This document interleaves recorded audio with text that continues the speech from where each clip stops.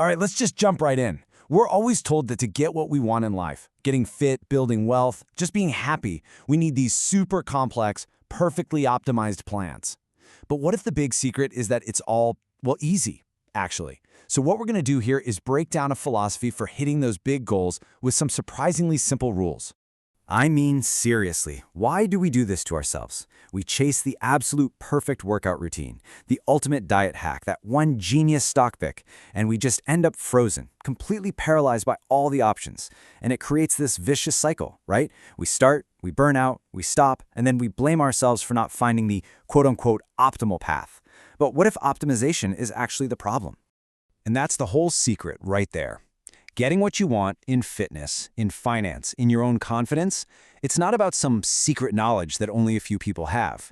It's about mastering a few basic foundational rules and then just sticking to them.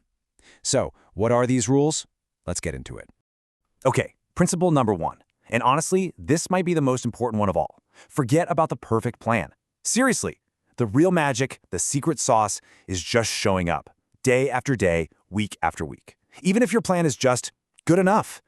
Now, this idea totally flips the script on fitness, right? The sources argue that whether your workout is some hyper-optimized, super scientific plan or just a basic one, you're pretty much headed to the same destination, your peak physical potential. Yeah, the optimizer might get there a little faster, but the consistent person, they always get there. No ifs, ands, or buts.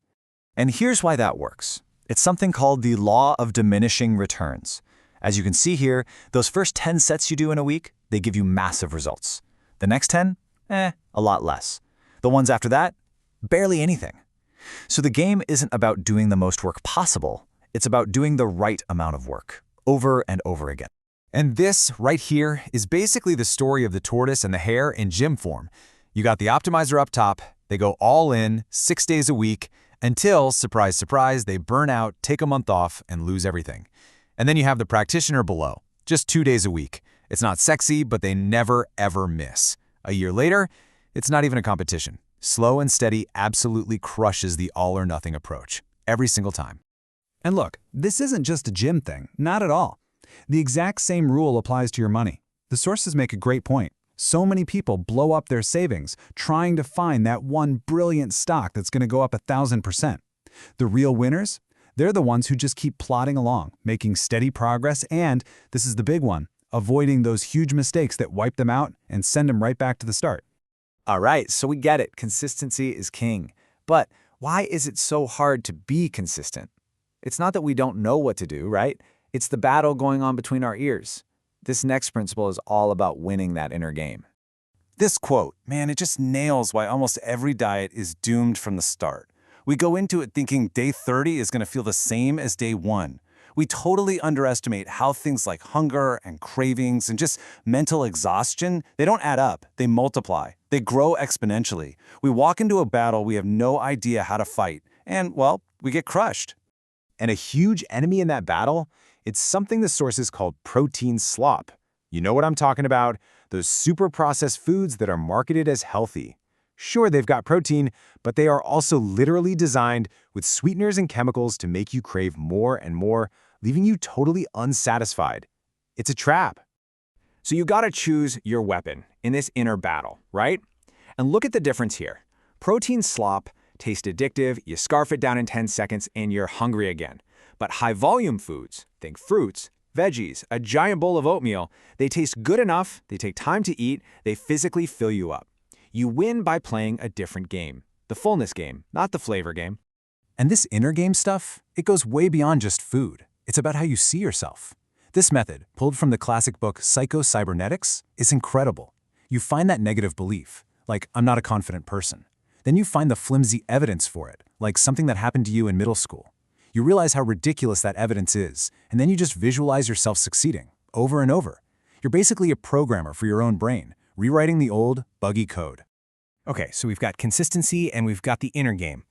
The third and final principle pulls it all together. It's about the 80-20 rule, right? Ignoring the thousands of tiny, distracting details and focusing only on the big levers, the handful of actions that actually give you most of the results. So what are these magic levers? Well, the sources boil it all down to just 3 things. For your diet, Eat filling, non-addictive foods. For your finances, just invest in a simple, cheap, total market index fund. And for your confidence, go out and intentionally do stuff you think is impossible. Seriously, just doing these 3 things gets you most of the way there. Forget all the other noise. So you see this number? $50. What is that? Well, according to one of the sources, that's the projected cost of a single Chipotle burrito in the year 2077, thanks to inflation. $50 for a burrito. All of a sudden, that simple investing lever doesn't sound so boring, does it? It sounds urgent. And what's the point of pulling these levers anyway? This quote from Randy Pouch's The Last Lecture just nails it. Every time you achieve something, getting in shape, saving your first $1,000, you're not just getting that one result. You're learning this skill of achievement. You're building achievement momentum. It's like a snowball rolling downhill. All right, let's bring this all home. We've got the principles: consistency, mastering the inner game, and pulling the big levers. So, what's the end game here? What are we really trying to do with this whole easy actually thing?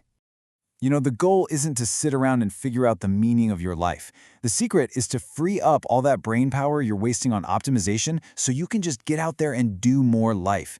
You find your purpose by acting and experiencing things, not by waiting around for some kind of magical epiphany. So, if you want 2 super simple, concrete habits that capture this entire philosophy, here they are. First, floss and wear sunscreen. It's a metaphor, right? Small, boring, consistent things you do today for the you of tomorrow. And second, keep a memoir. Not a diary about your feelings, just a list of the significant things you've done. It's a record that proves to you that you've been living. And that, right there, is the whole point. This entire framework, this easy actually method, it's not about becoming the most efficient human machine possible. It's about creating a simple system that runs in the background, so you can stop focusing on the system and start focusing on your life. So I'm going to leave you with this challenge, this one question. Forget about the 5-year plan for a second. What's one thing, just one, that you've told yourself is impossible for you that you could go out and try this week? Just to see what happens. Because that's where everything starts.